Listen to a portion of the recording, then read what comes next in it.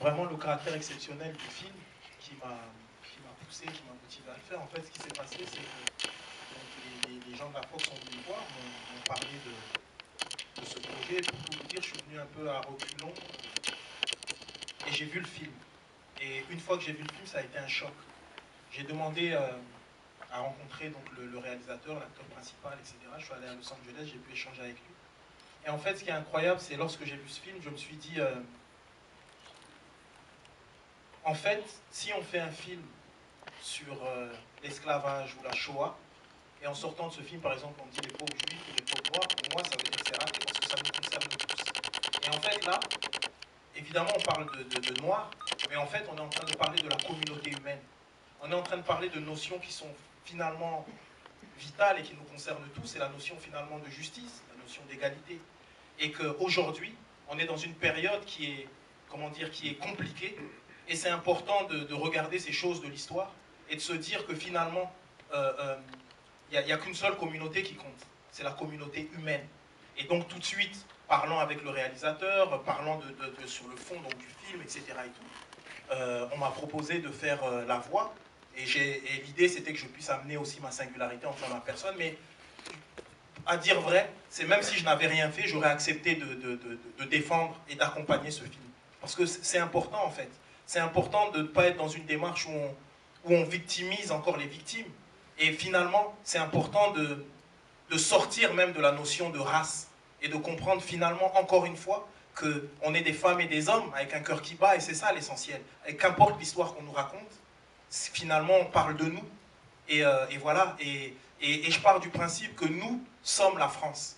Et nous sommes la France, qu'est-ce que ça veut dire? Ça veut dire que ces valeurs universelles, ces valeurs ces notions de justice, ces notions de, comment dire, ces choses positives qui doivent nous unir et faire en sorte qu'on avance ensemble. Il y a beaucoup de choses et beaucoup de grands intellectuels qui ont porté ça dans ce pays. Et je me disais que ça faisait vraiment sens que de prendre ce film et d'en parler et d'échanger avec vous et de parler de ces choses-là, parce qu'encore une fois, de mon point de vue, le dernier lieu de résistance, c'est la culture et l'art, où on peut dire véritablement des choses profondes qui nous concernent tous. Et ce film a cette puissance. Et donc pour moi, c'est un honneur que de pouvoir le partager avec vous, mais surtout, c'est un honneur que, en tant que Français, je puisse parler de ça et amener ça et échanger un peu partout en France autour de ce film. Donc voilà un peu mon rapport à ce film et aux thématiques qui sont importantes, enfin que je considère importantes pour moi. Je parlais à un de mes amis et je disais, voilà, qu'importe, il y a les Robert, il y a les Paul, il y a les Michel, il y a les Nourdine, il y a les femmes, les hommes, mais on est tous un et on doit être un. On doit avancer ensemble, c'est vital. Et c'est important, et nous en France, on peut montrer au reste du monde cette notion d'intelligence, cette notion de partage, il y a un génie français. Et c'est ça mon idée, c'est de prendre une histoire d'ailleurs et finalement parler de nous et qu'on avance tous ensemble. Voilà ma démarche, mon humble démarche. J'espère en tout cas qu'en voyant ce film, voilà, ça vous a remué en tant qu'humain et que ça donne envie voilà, d'avancer positivement tous ensemble. Voilà.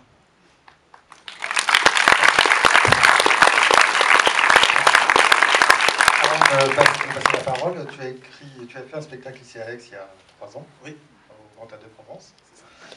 Et donc tu viens de sortir un livre sur Camus, L'art de la révolte, et le spectacle s'appelle L'art et la révolte. Et la révolte, il y a une question à ton avis.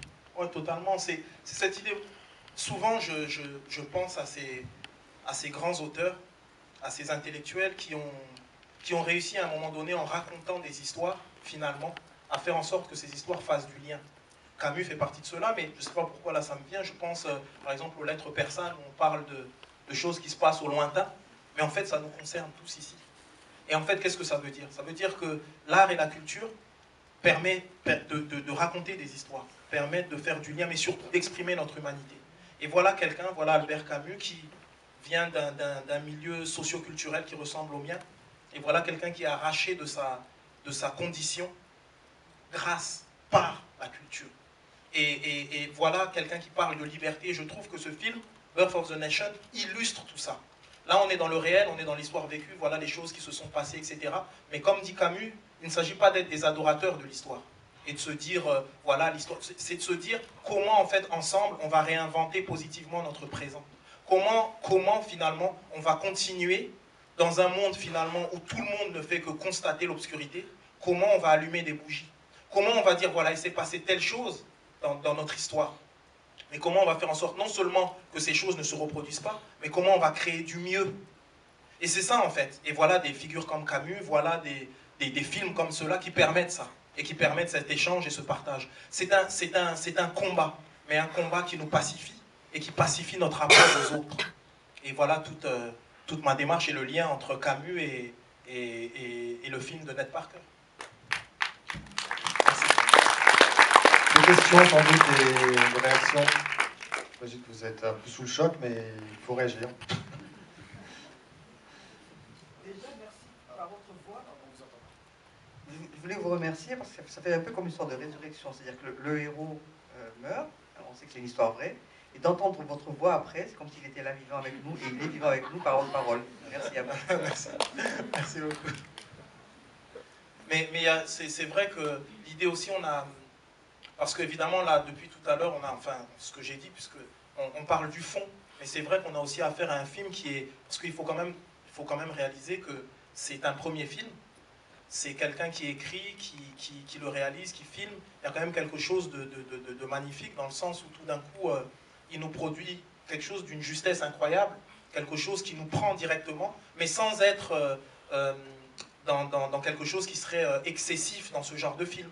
On est quand même dans des choses où tout d'un coup, on essaye d'être au plus près du réel, et je trouve que esthétiquement, ce qu'il a fait, c'est incroyable. Et moi, il y a quelque chose qui m'intéresse particulièrement dans mon travail, de manière générale, en tant qu'artiste. Deux choses. D'abord, dans le cinéma notamment, la forme et le fond. C'est-à-dire que la forme, l'esthétique, va nous dire, en fait, va porter le fond. Et c'est pas juste parce que ce film, ok, ça parle de l'esclavagisme, etc., mais c'est pas parce que ça parle de ça que ça va être un bon film. C'est-à-dire que c'est encore plus pertinent lorsque tout d'un coup la forme est bien faite, bien amenée, et tout d'un coup tend à cette réalité-là. Et c'est toute ma démarche. Donc il y a ça, et puis ma deuxième vision du fait d'être artiste, c'est le fait de dire aussi, on dit souvent que le réel inspire l'artiste. Mais moi j'ai le sentiment qu'aujourd'hui, il faudrait finalement que l'artiste inspire le réel.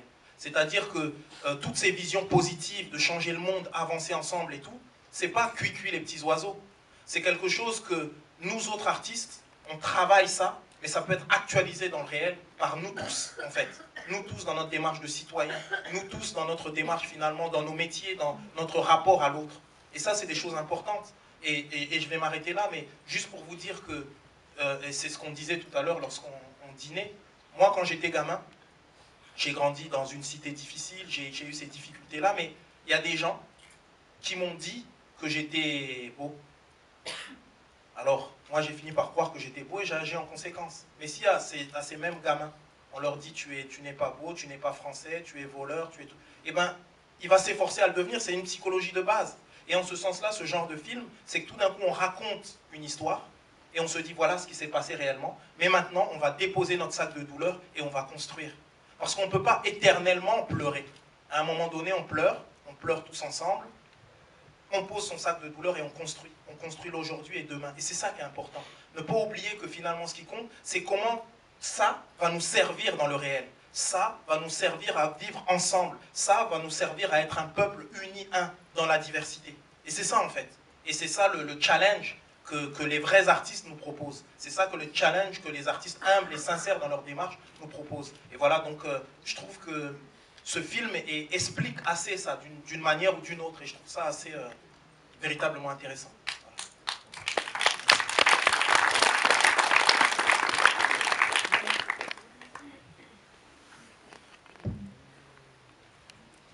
On voit que les États-Unis se sont construits sur le sang, en fait. Et à l'arrivée, on a Barack Obama président. En France, la diversité, on ne connaît pas trop. Oh, disons, je pense que l'histoire est différente. Et les rythmes, les changements sont différents. D'abord, on ne part pas de si loin qu'eux. C'est-à-dire que chaque pays a ses qualités et ses défauts. Bon, bien sûr. Mais puis les choses avancent. Il y a le rapport à l'immigration qui est autre. Même on a un rapport à l'esclavagisme qui est réel, mais qui est autre.